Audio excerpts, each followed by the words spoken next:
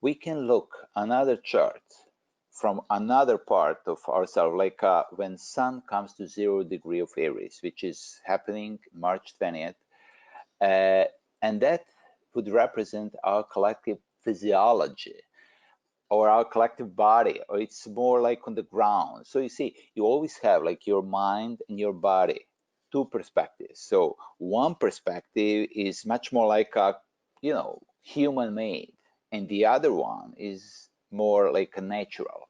Like physiology is a very important part of us. Physiology is a part of our mind, basically, that is responsible for materialization. It represents our unconscious level of, of reality.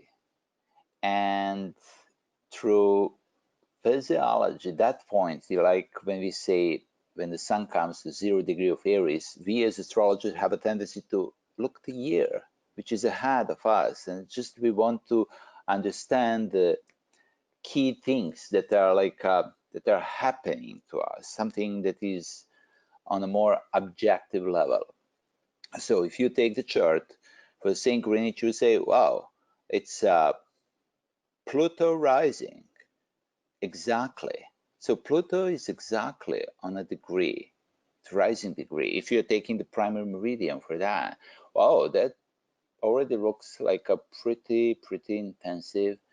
I would say we also have a Saturn, which is in the first house, which is ruler of it, and it's in the middle. I mean, it's on 29 degree 51 minute of Capricorn. It's just ready to enter a new sign. It represents this year is really, if you're looking at really the year of transformation, not only because Pluto is on the ascendant, but the Saturn is moving from a Capricorn to Aquarius. It's really something wants to change, and it will change in a few days after that. Like on March 22nd, Saturn will literally enter the Aquarius.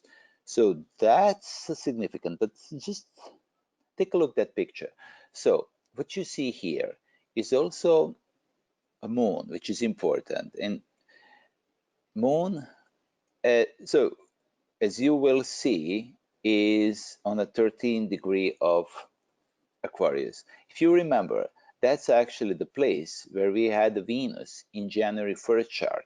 That was in a 13 degree of Aquarius, especially if you are here on like entering first from there. And I think it's really significant. These two things, like one is from a conscious perspective, like from the perspective for our mind, and the other is from our body perspective. Like, and these two, like Venus and Moon, are together. So I would say that when you have these kind of things, that Moon and Venus are in the same place from two different charts, and they are representing the year that we are going into it, we can say that's a very female quality year. We have something which is really very important to us, like to, that female energy, how to work with that. And, even if you look like numbers 2020, number 2 would be really very a female kind of, and it's a very lunar number. When we were in thousands, like 1000 till 1999, it was always male, like 1 was always before every other number. But when we start the new millennium, so with the 2, we are definitely opening to a more female quality.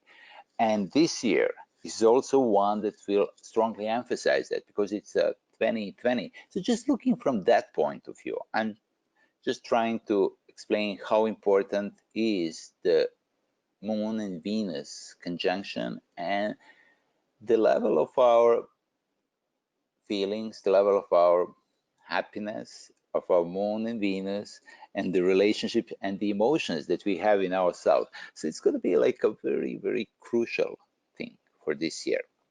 But look at that. Here, just on a 13 degree of Aquarius, there is a very important fixed star, which is named by Armos. Armos is a star that belongs to Capricorn constellation. And the longitude is 13 degree 11, declination is here.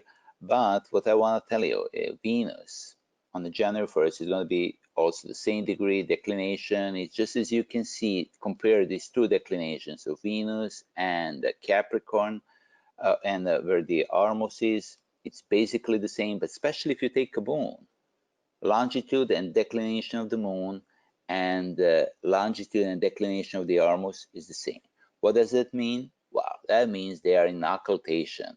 So we have this Armos, which is a Capricorn star, which is occulted. Occulted means really it's very like eclipsed.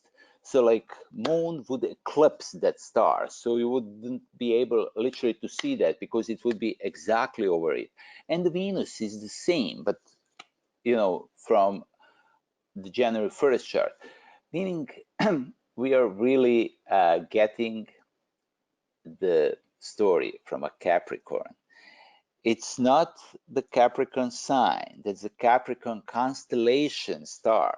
So you have a constellations that are actually going into the sign of Aquarius here.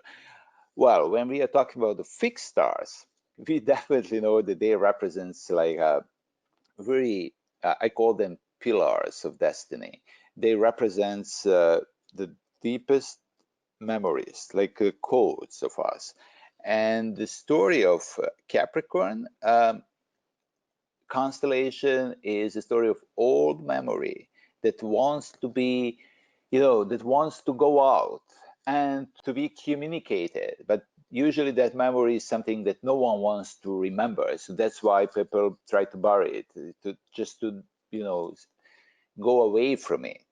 Also, look, Moon and Venus, I would say it's very much connected with our emotional relationships are going to be very crucial to everything that is happening on a mundane level, even not only in our own lives. So if we are able to maintain that balance between Moon and Venus, we'll be able actually to deal with all the other energies that wants to be activated, old, very deep old memories that are just going out.